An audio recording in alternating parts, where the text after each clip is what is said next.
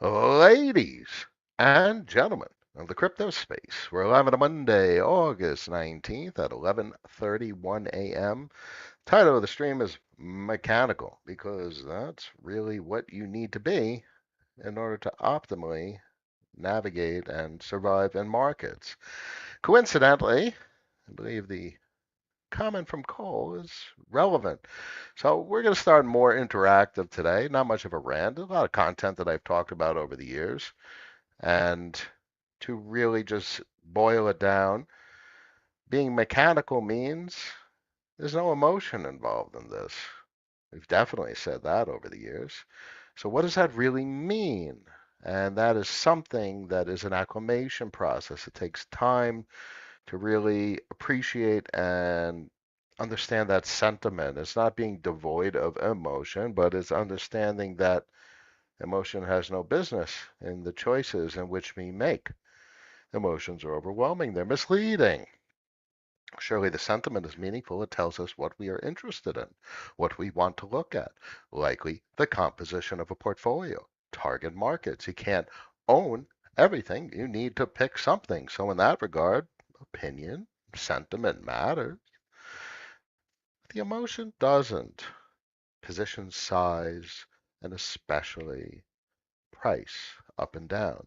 That really needs to be mechanical. Position size needs to respect the size of the portfolio. Amount of free capital available versus what's invested. How much is invested? Are you over invested? That needs to be a mechanical process. And the more adherent you are to that mechanical process, the less emotional you're going to be about capital management. And then, really, the outcome, the way you assess how well you're doing, needs to be how well you adhere to the mechanical process. That's it. And you got time to do the rest. Cole makes an excellent point, and this folds into this idea that was in my mind this morning. Good morning, Cap. Can't watch now, but would love to hear your cover your thoughts around work. What is your time horizon on retirement, and do you only work because you enjoy what you do? Okay, there's a couple of components to this thought. Let's start with retirement. Okay, we live in a world where we're told a narrative, we're told a story, and it all comes back to like a matrix moment when you realize that the world we live in is constructed for us, and we are told the programming of what we're supposed to do. We're supposed to go to school, and then, either you're told you got to go to college after high school, um, or maybe you're not and you actually want to, and there's some initiative there. What's the purpose? What's the point? So the point is to acquire a skill and then look at the prevailing rates on a graduate's capacity to be reasonably compensated. It's obviously devastating, devastating across the board. And it was the case for myself back in the 20s. Graduated in 2006, leading up to the financial crisis, and there was nothing. Nothing, nothing, nothing. And it didn't get weird until maybe 2012. That's 6 years, 6 years of my entire life, just to get to an interesting point in my career after college. So it was really me not understanding the system. What does that even mean? That's something I would love to teach my kids, and I talk to cousins about that, or just in high school. Like, what is the goal, and how do you navigate it? So let's circle back around to retirement, but I want to go to work. Work is your capacity to convince someone to give you money to do something they can't do themselves. So it's a game of sorts. So this was very much more or less understandable back in my day as compared to now. Work was always social media. It was always presentation, walking the walk or talking the talk before you could walk the walk, and believing you are what you want to be, manifestation, stuff like that. So what's that mean from a resume standpoint? It was a day before social media and LinkedIn and Career Builder or whatever the hell you is popular nowadays. Oh my God, I'm from the olden days, as my youngest daughter says. So a resume is your social media profile. And what is the point of it? It's designed to convince someone to give you money to do work that they can't do themselves. That doesn't mean lie. That means it's a marketing page. It's a sales page. Nothing more, nothing less. What does that also mean? That means someone without a credential certainly has a capacity to market themselves better than someone with a credential. Someone that's deficient in marketing could easily be outperformed by someone that is a master of marketing, a marketing or a person of sales, and you're selling yourself. Ooh, that sounds dirty, doesn't it? Well, it's because it is. That's what work is. That's what spending time is, to work for someone else. That's another profound blue pill type observation. You're working for a company, for someone else. So working for, the for, semantics are critical. Understand what the word for means. When you're working for someone, you're replacing their um, requirement of work. You're working for them so they do not have to work for themselves. Obviously, it gets a little murky when talking in terms of a corporation, much less murky when talking in terms of a small business, a restaurant. Now, clearly, the restaurant cannot do all the services by just the business owner. That would be strange, but I guess food carts and food trucks certainly do that. So a restaurant is attempting to scale. So they pay someone to do work that they cannot do just by themselves. So they create this whole concept of a corporation, and there's a whole history of organizations and business structures that go back hundreds and hundreds of years. But the same premise or the same conclusion occurs. Convince someone to pay you to do work that they cannot do themselves. Retirement. Retirement is the most misleading thing sold, especially to young people nowadays. Nobody in their right mind wants to retire. Nobody. You just want to do what you like to do. Everyone needs. It's not even a matter of want. You need to keep busy doing the things you like to do. Hopefully, the things you love to do. You need to be productive as a human. It's a psychological requirement, not only for mental stability, but also for physical well-being. Literally physical. It's not even the physical activity with regard to your stature and your strength.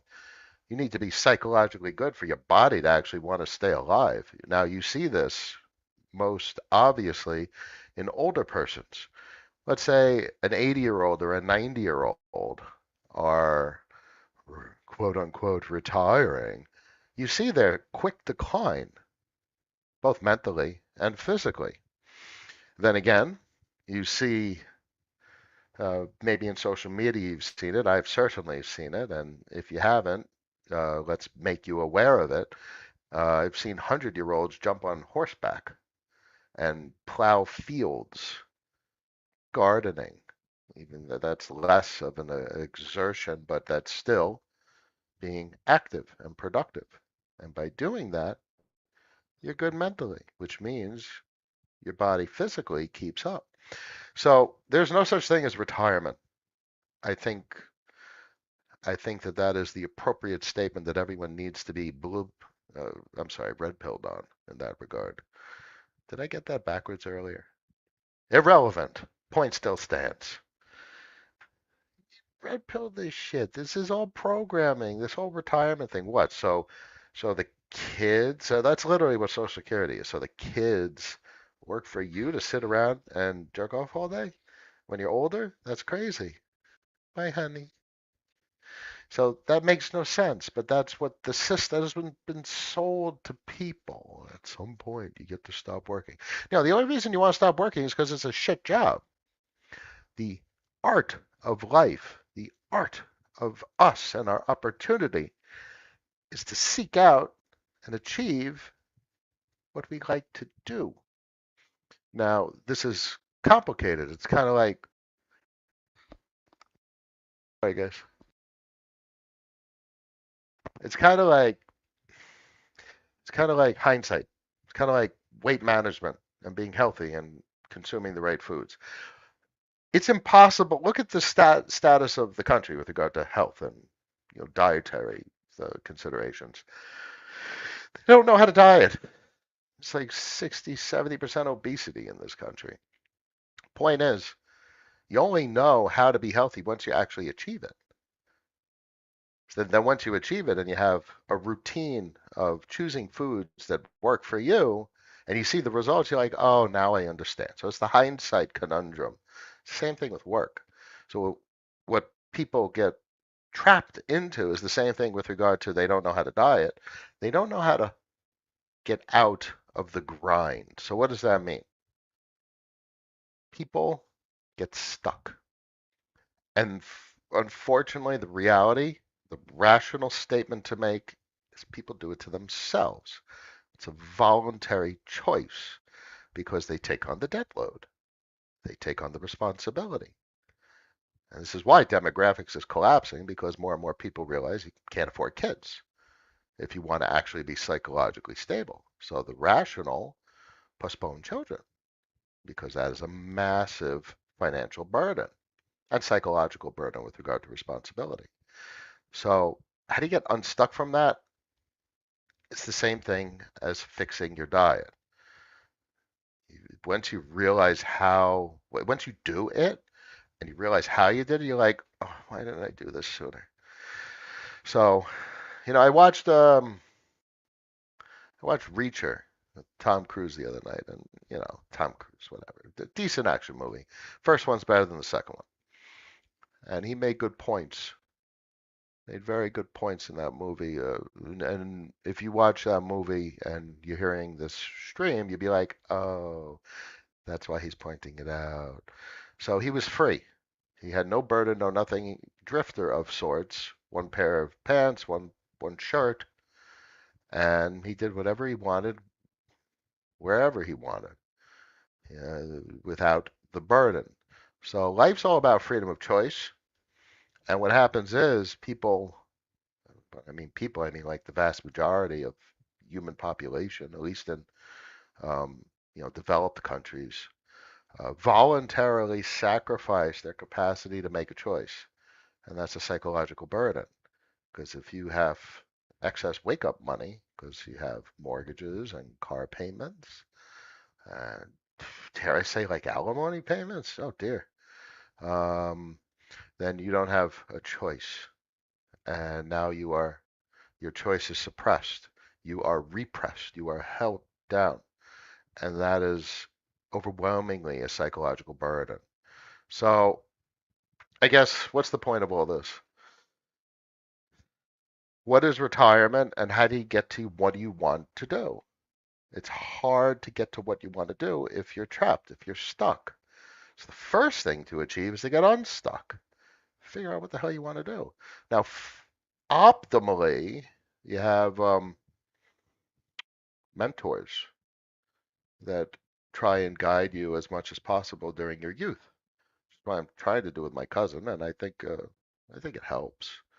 But in the end, as I'm telling you today, uh, the only reason I'm speaking in terms like this is from the hindsight 2020 perspective.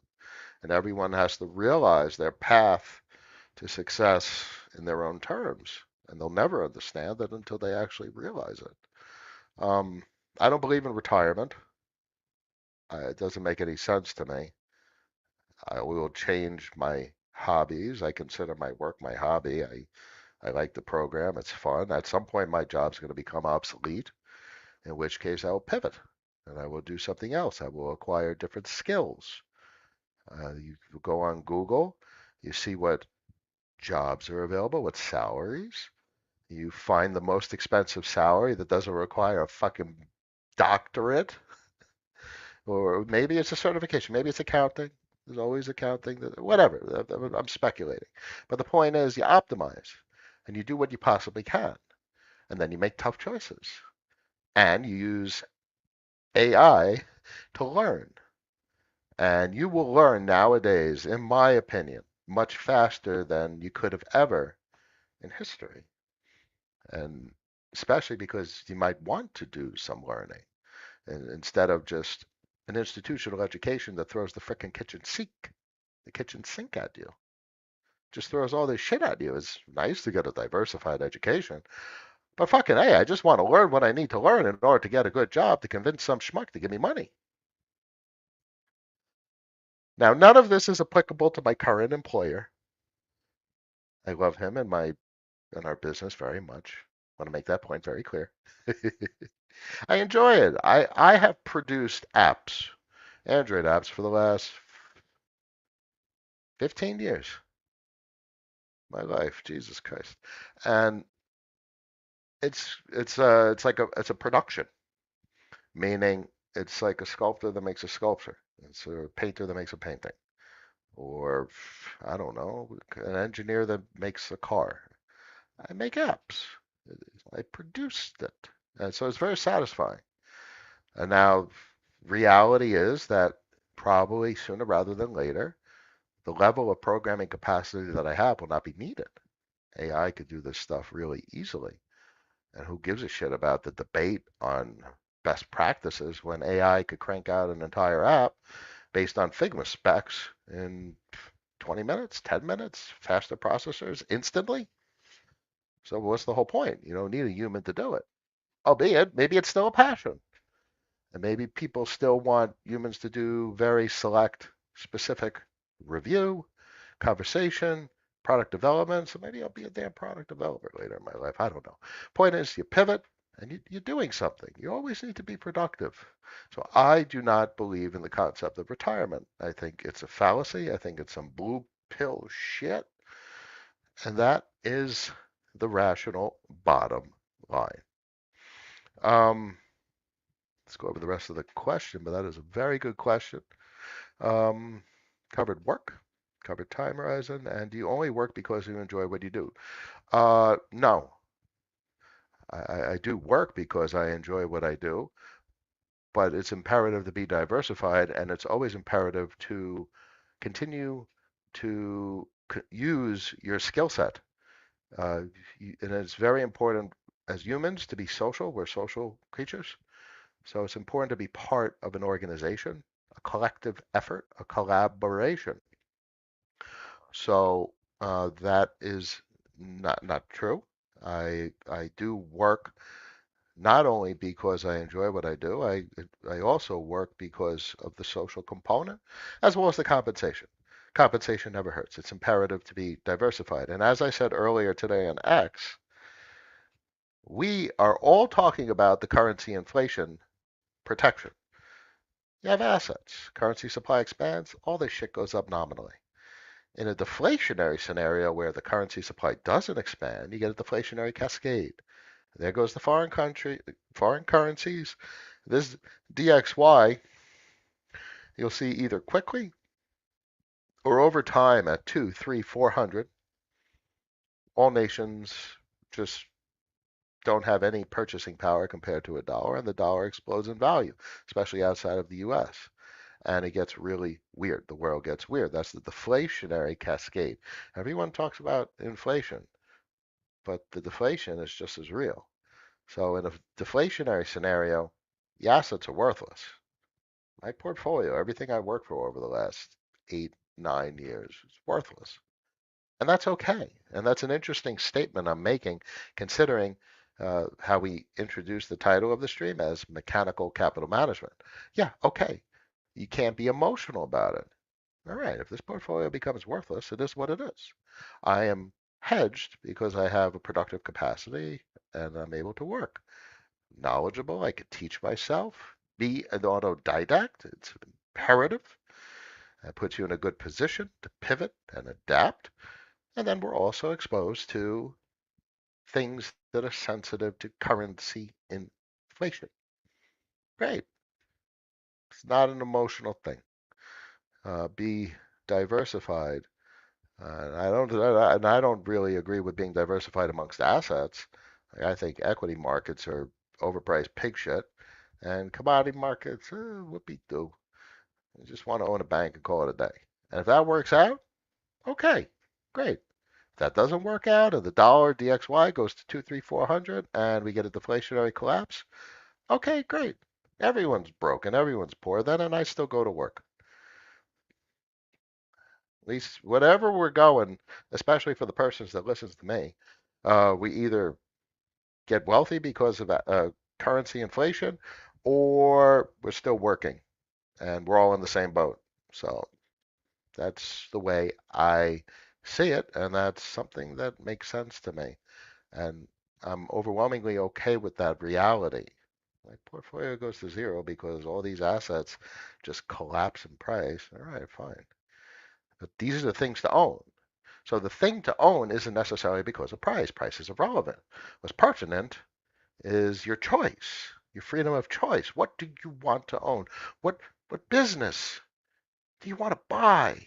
Something that's meaningful to you. And that's the expression of the portfolio. And that's it. And therefore, you own the things you want to own because they're a good decision based on your opinions and your sentiment, research, due diligence, so on and so forth. Buy them as cheap as possible. That's another story. And that's it. That's the whole process. Adherence to the process. And if these assets don't work out as desired, okay, deflation it is. Kazin, good morning. Yukas. Good morning, Cap. Appreciate your thoughts every time you fire up the stream. Always a pleasure. This helps me get my rational thoughts out of my head. Otherwise, this shit lives in my head. Can you imagine all this stuff living in my head? Very complicated. um, Kazin, in my opinion, retirement for most people just means they don't want to work for someone else. Why? Well, partially. For instance, what does working for yourself mean? Like, I work for myself. We own assets. All of you who own assets are working for yourself. But there's a social requirement to humanity. And there's something profound that comes with collaboration and collective effort. I mean, it doesn't mean your dream job is working at Walmart. That's not the point. The point is there's plenty of time. And if you don't have time, you got to carve out time. You got to find time. You got to make time. You identify next step, next step, next step, and you eventually get to where you want to be. The biggest irresponsibility or lack of responsibility, the biggest failure of the population is stagnation. It's not even complacency. It's not acceptance. It's indifference to their own interests. Uh, Now I understand everyone has a uh, different capacity, uh, but it's I think that if someone tells them to go on LinkedIn or go on Career Builder and find a job that pays a nice number, you go on ChatGPT and you say, tell me everything I need to know to do this type of job. And then you spend the next 6 months working at your shit job to teach yourself how to do a satisfying job, or at least the next step, a job of interest. That's it. And that's called an autodidact, a person that finds solutions to problems, who identifies the next step and defines the process to achieve it. There is always a next step. So don't want to work for I want to work for someone else. The whole thing is I want to be in a productive collaboration that is meaningful. So it just so happens I do get that satisfaction out of application development. You know what? Interestingly enough, so most of my career was in big corp, American Express, Universal Studios. I worked for AOL, Huffington Post. I did a stint at Microsoft. I did a stint at Facebook, like a month.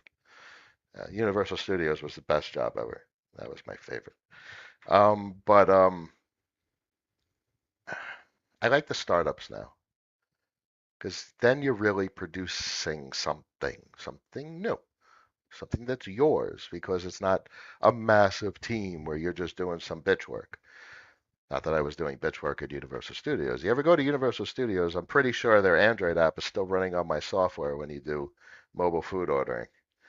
Yeah, when that launched, I wrote every single line of code. There was not another developer involved in the mobile food ordering on the Android platform. That was 100% my code. Probably not nowadays, but I don't know. This was like 5 years ago, 4 or 5 years ago, 5 years ago.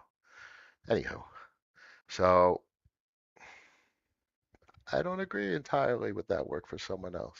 I mean, clearly that's the case with like a manual labor job that's soul sucking and soul crushing. I mean, listen, I speak from experience, and I did tech support at a credit card company for 2 years out of college with an electrical engineering degree. That was soul crushing. It was, as I was younger, I didn't have this time horizon, this perspective, this 10,000-foot view, and it was soul crushing. So I certainly could appreciate that sentiment. And and and it's very easy to speak from hindsight. It's very easy to speak from experience. But unfortunately, when you're younger and you're in the thick of it, making all these choices, all you could be told is from people that have been there and done that, and then everyone has their journey that they need to go on to figure shit out. But that's the most important thing I could ever say to anyone is got one shot at this whole game of life, humanity. You kill it. It's like a video game. Want to get on the leaderboard? I don't give a shit to be on a leaderboard of like financial leaderboard. What I care about is whatever I do it really, really well to the best of my abilities. And I have no fear whatsoever that programming is made obsolete. Tomorrow I will find a job. I will make ends meet. I will do it and I will do it well. I was the best pizza delivery driver this side of the Mississippi River for 2 years after college with my degree. I was good. I was damn good. That's it. And then that just gets added to your bucket of shit that you did in your life. And that whole bucket counts for something because it's your bucket. It's got to be your bucket. So make your bucket full of good shit. I'm full of very good metaphors today. Raul, hello. Killis, good morning. Pleasure. Sure, Joe, present.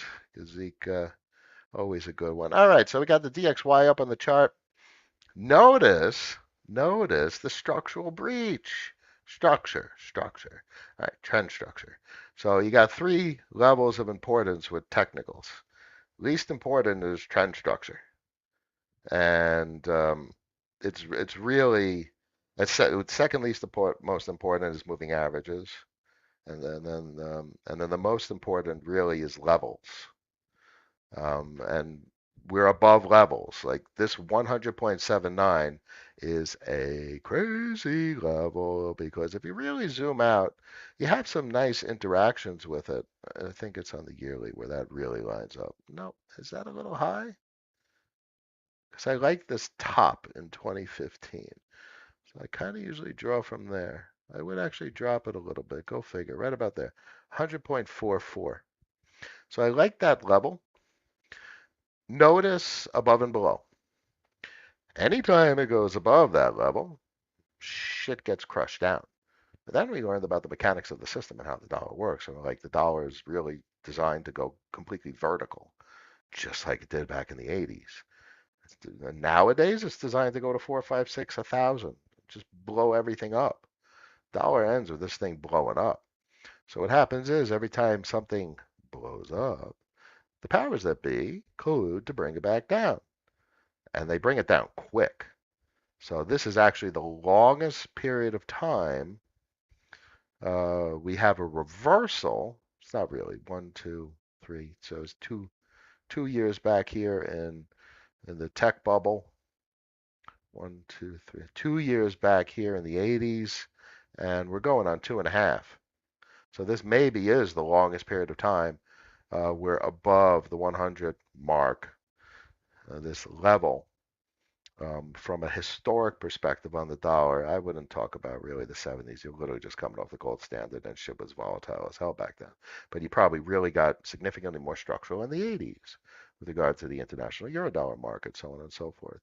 So at some point, this rolls over if the system wants to continue, and that is imperative to understand. So while the dollar is designed to blow up to infinity and beyond, that's how you keep the system running, where the U.S. has to export required or demanded dollars. And it does that in a couple of ways. Historically, that was globalization. And that's exactly why we exported everything everywhere. So if you export everything everywhere, you're literally buying from other countries, so you're exporting the dollar. So people are that this is an interesting one. We don't buy things with dollars. What? What the hell is the captain talking about? So the dude in Bangladesh that's banging out silk t-shirts is buying dollars from us using those t-shirts.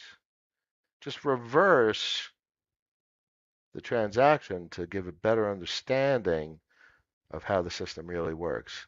So internationally, they're buying dollars from us. So that's the mechanism for dollar export prior to 2020, peak globalization.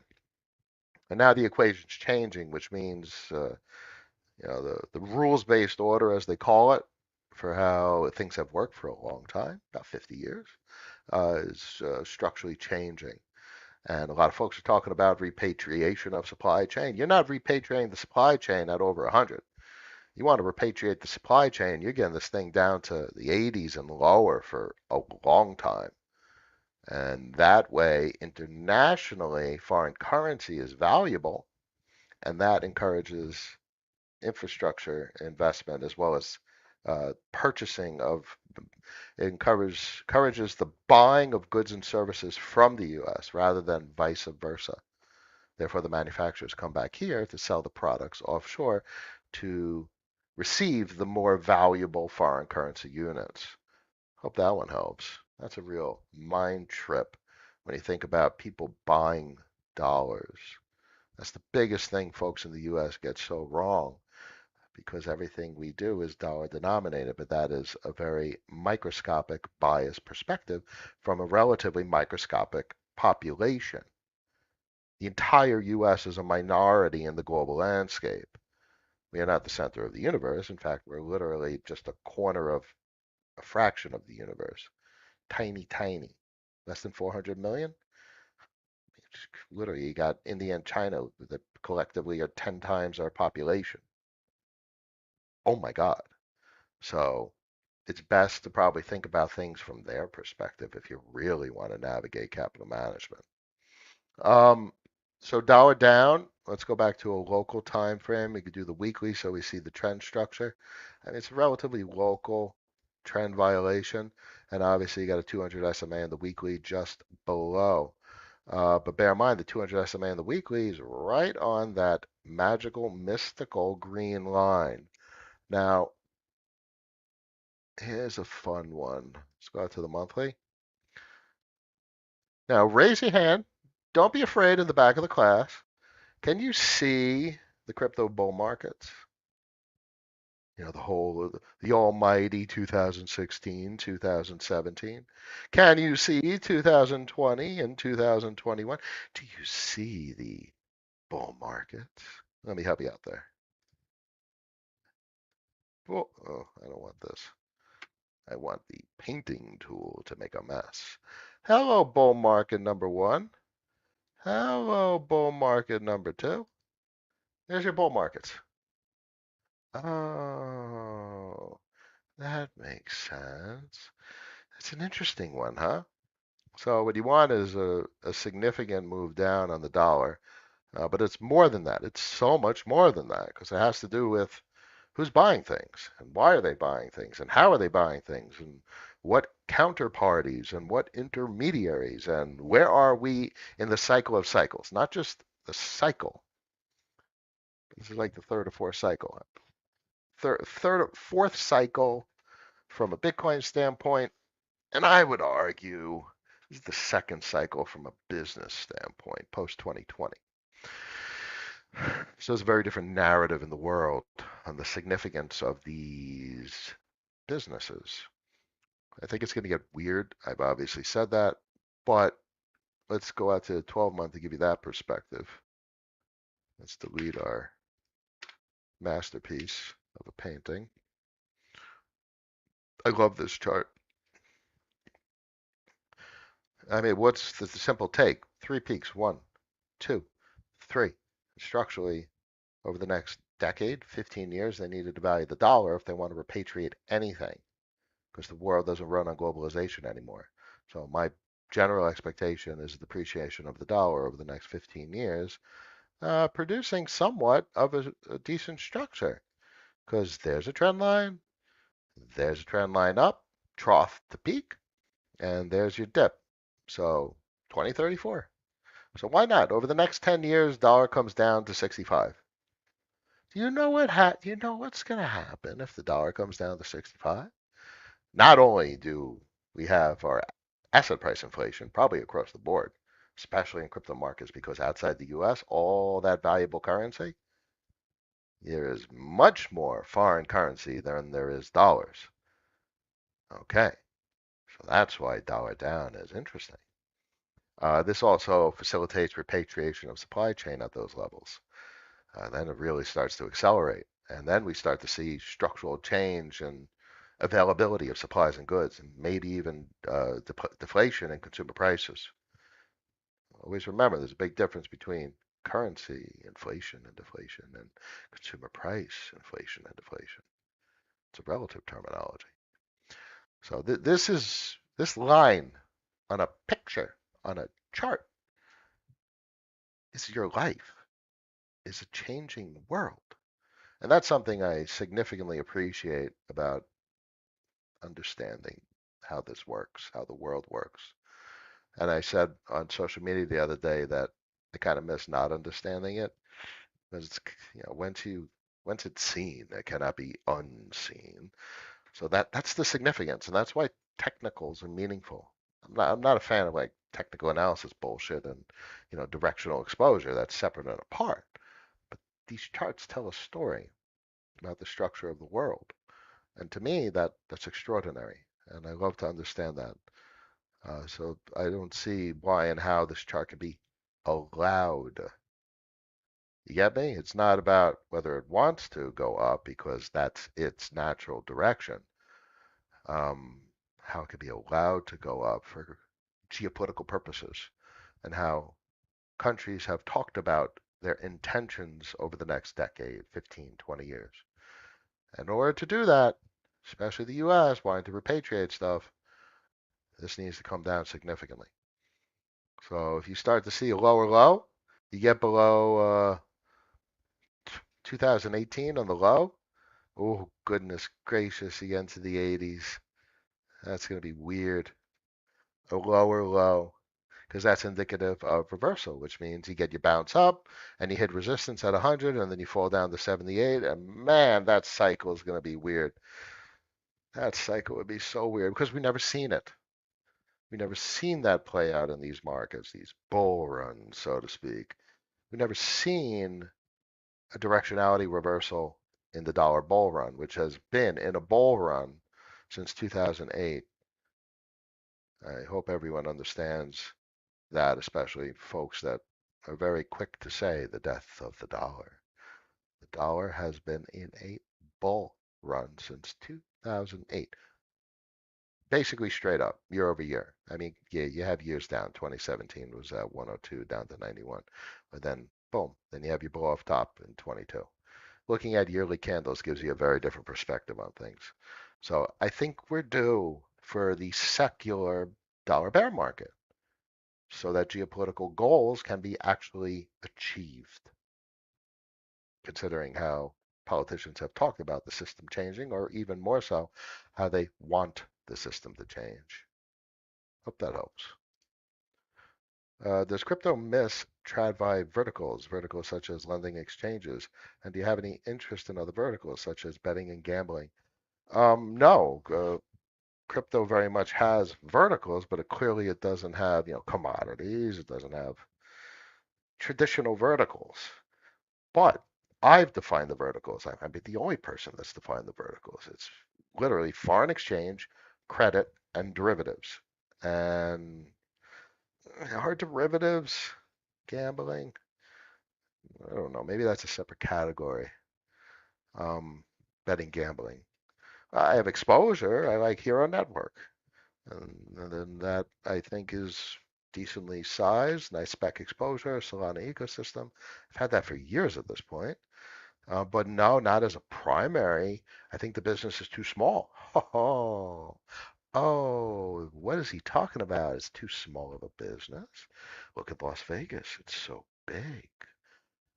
Okay, that's why it's imperative for folks to understand that there are no financial investments in TradFi regarding foreign exchange and banking and credit.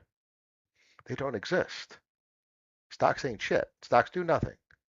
Foreign exchange and credit. The only way you, me, small people, not billionaires, or someone that has a capacity to buy a bank, has an extra 50 mil, 100 mil, and regulatory friends sitting around, we don't have exposure to that. But in these crypto markets, we could own parts of foreign exchange markets and credit markets, which is banking. These are banks. I don't need someone to define something for me. I define it as a bank because it is a bank, and that is conclusive and just the honest observation. So these are the most interesting investments, as I continuously say, amongst everything I could possibly look at. No interest in betting and gambling. GMX was interesting. I probably could have gotten in early on that. I just chose not to. I had some early potential exposure there. I didn't take it. That probably would have been a nice position. It is what it is. That's it. That was the only exposure. Synthetics is always interesting. Man, that damn market cap has just been lagging for years. Interesting given how critical synthetics is to the overall origins of these crypto markets and how literally the entire space uses its staking contracts. John, hey Cap, thoughts on VE voting dynamics for chains? Velo just released the OP Gov NFTs, and I know Frax and Barra are working on similar tech. Will voting incentives for chains be curve wars on meth? Um, so the speculative component of that is interesting. Just the mere fact that it's a speculative potential market behavior uh, is how you have to size these things. So I size the more comfortable. So I size risk adjusted. The more comfortable allocations are the larger positions. The increased max risk, max reward allocations are small positions. And I have often said a long, long time ago in a galaxy far, far away that 1% to 10% changes everything. All right, fine. Ambitious, 2.5%. Crazy, 5%. You're not sizing these things at max exposure, and you also have to be considerate of discount versus premium. You have to be considerate of productive capacity. What kind of cash flow does it offer? Maybe that's not your forte, and maybe capital gains and wealth concentration is what folks are interested in. In that regard, technical analysis all day long, and that's the biggest thing that's lacking. Folks buy so much shit and they have no idea about technical analysis and the power of on-chain data compared to like traditional equities. If you're gonna do something, you do it well. You don't do it, and that's why I don't explore capital gains opportunities. If anything, it's extremely infrequent, and it needs to be a layup, like a fat 6-month consolidating ascending triangle where you got 3 hits into resistance, 2 hits on support, and you're bouncing back up to resistance. Oh, that's the layup of a technical structure. All right, you throw you some capital in, but it's a very needs to be very considerate of prevailing market conditions, of which we are literally in shit market conditions until things start to get exuberant. In the exuberant market conditions, those types of trend formations break to the upside. Everything breaks to the upside. But we're not there. You see dollar below 100 and move at 80, and then things are going to get weird probably in 1, 2, 3 months, about a 3 month leading indicator. And you also need to see the long end rally a bit more. We're at 3.8, bring us down to 3.35,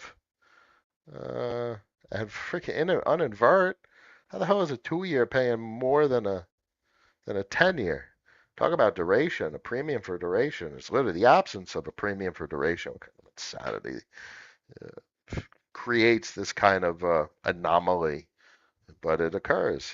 And then the dreaded uninversion. Anyhow, we'll keep our eyes on that and see if the uninversion does what it always does. Frankly, it's not even the uninversion that I'm most worried about from a short path standpoint.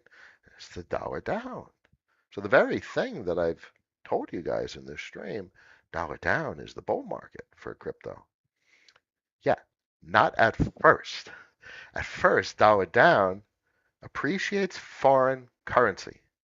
That means it makes international investments appetizing. So if international investments are appetizing and you're in the US and you got $100 million worth of stock in the US and you're like, this investment in Indonesia looks like it'll give you a 2x return over the next 3 years. You sell your shit and you invest in the foreign currency slash country. So dollar down is a precursor for equities cascading as capital seeks outperformance. Underperformance flows to outperformance, and it accelerates. So as things start to underperform, do you think Nvidia is going to go up 20% this year? So it's not. It's going to roll over. It's the way it works. And then that capital gets sold and it rotates to something else that's outperforming. Capital is a constant flow from shit that got exuberant to shit that is yet to get exuberant. And that gets very interesting with regard to the emerging market trade, where you get a capital rotation between countries based on cyclical outperformance. And it gets even more interesting when we talk about the crypto markets in terms of an emerging market. Because guess what we're getting close to? Of others. Okay, Bitcoin dominance. Why don't I? Oh, there it is. I have trend lines. So Bitcoin dominance, folks have seen this on social media, but it's clearly a rising wedge. This breaks down. Ooh. And then if you do others, that's dominance. Let's do BTC USD divided by others. That's a decent presentation.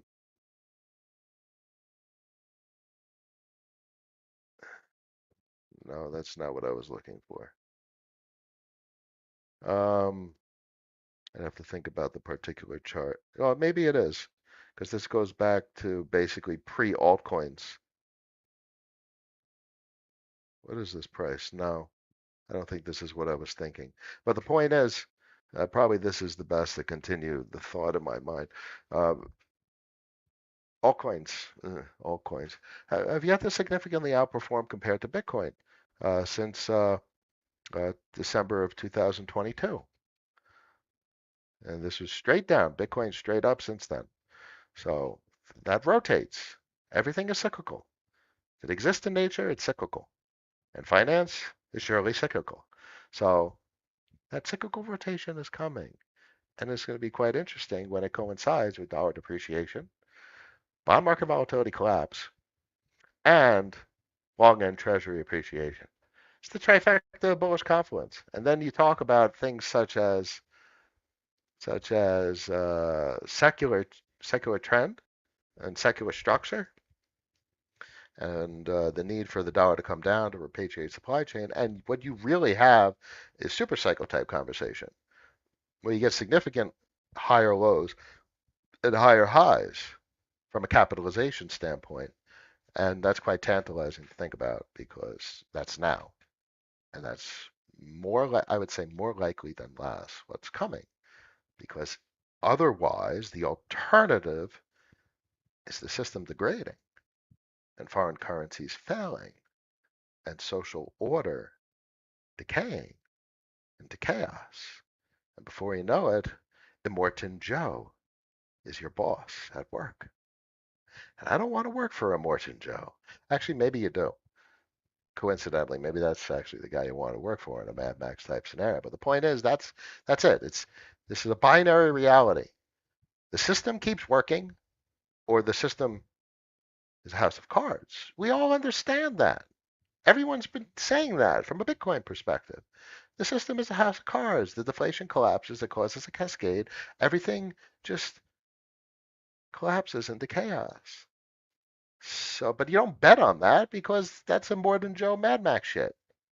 You bet on the system continuing to exist to protect the status quo, to finance social civility, because that's what it always does. Anyhow, hope that helps. Um, that's about it for today. Curve was up at 32 cents, back down to 29.6. Nice to see the price action. Where was it that it was getting caught? I think it was on, yeah, the daily. Got rejected a bit by the 100 on the daily. A couple of folks on social media following it very nicely, but I see it just the same. Notice that the time weighted average price has picked up a bit. We're at bear market, bargain basement, bottom barrel prices, pushing below the 10 SMA on the daily. Let's see what it does when it interacts with the time weighted average price and the 50 SMA. At minimum, at least, we have a time weighted average price crossing the 50 SMA. Go out to the weekly, get some perspective there. Pushed above the 10 SMA on the weekly, rejected by the time weighted average price. That's just clear as day. Let's see if the 10 SMA holds as resistance flip support. And now that's constructive. The fuck's it going to go down from here? No one's left to sell. It doesn't. No one has anything. Everyone's been liquidated, and everyone's sentiment is destroyed. Mansions for everyone. It's gone. So this is there's no one left to sell. So this is my favorite thing in the entire crypto space, aside from more advanced technologies. Isn't that an interesting statement? My most favorite thing is not the most advanced technology. The newest protocol, the newest and the shiniest of shit. Isn't that fascinating? Has nothing to do with position size. Has to do with me understanding market dynamics, human psychology, and the way people do shit. I'm a VHS guy, and I was never really into Betamax. Why? Because that's what everyone else used. Anyway, so best tech isn't always the best investment.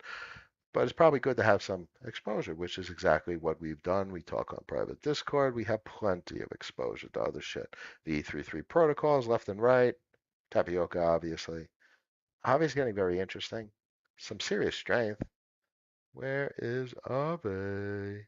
Look at that, 111. Very nice, very constructively above the 100 SMA on the weekly with a 50 SMA, 100 SMA bullish cross. That is nice to see. Zoom out to the monthly, get some perspective. Man, that is a heck of a chart. Wow. Wow. For folks that we talk on Discord, that is a heck of a chart because that is a previous resistance flip support, a big previous resistance, and a massive consolidation. Look at that rejection, first interaction, rejection, and then breakout. So here, let me show you guys for the awesome visual. Breakout, retest, and now what he wants to use the higher high. Trifecta of bullish confluence. That doesn't mean much with regard to like positioning and pricing. You want to get as cheap as possible for something that you believe in. And I'm not trading this, so I think I bought a slug for Aave. I don't remember. I think it was like 80. All right, that's cool. Someone got it half that price. What's the potential though? I think Aave's got big potential. Very, very interesting. If I had enough capital, it would be nice to have increased exposure there. But doesn't produce the cash flow I want. So the cash flow is speculative. So I'd probably be second guessing the hell out of my thoughts on whether I want exposure to it, even though it's literally one of the most significant businesses in the crypto markets. This little gem, fortunately, pays and still pays, even that though those payments have basically collapsed, still pays very, very well. Not like an aerodrome, a velodrome, other interesting protocols. SFX Crush up 2% on the day. Let's see where this triangle compression unfolds. This is such a naughty chart. This is naughty chart. A little bit down. You can see 0.38% probably. I don't think it's TGA climbing. It's probably reverse repo getting bought up a little bit. A little uptick in RRP. US oil 73. I used to have, yes, I still have gas. Gas down at 209. So you realize what that means. Gas prices either are or getting cheaper. And, back in 2020, gas was basically free for a period of time. But they can't sell it for free because that disrupts the market. But literally back in 2020, gas was selling for 46 cents a gallon. What does that even mean? That was weird, but this is why all the commodities tell us we're heading towards a deflationary cascade, which is when the regulators panic. So that's where we are. We're basically at close to panic, and broadly speaking. Historically speaking. Let's wrap it up for today. I appreciate each and every one of you. 191 people made it to the end of the stream. Tell everyone to subscribe because we could be a little bit more rational together. You think just a little bit more rational, make a little bit better decisions. The intro to the stream today and the initial conversation was, I hope, pretty useful. It's not very crypto centric. That was much more financial savvy, really understanding what is work. What does it really mean? What's this? What are these tough choices we make? And that's so imperative to really be robotic and mechanical about capital management. So that's a good story. Ferry 8 bold prediction: when Curvance launches in the next few months, we'll see a revival of DeFi activity. Have you heard of it? I'm very familiar with Curvance. I wouldn't correlate Curvance with a revival of DeFi activity. I would much more so correlate a collapse in the move price with a revival of DeFi activity. This is what I look to. I see this thing at 80 and I'm starting to get excited. I got that look in my eye.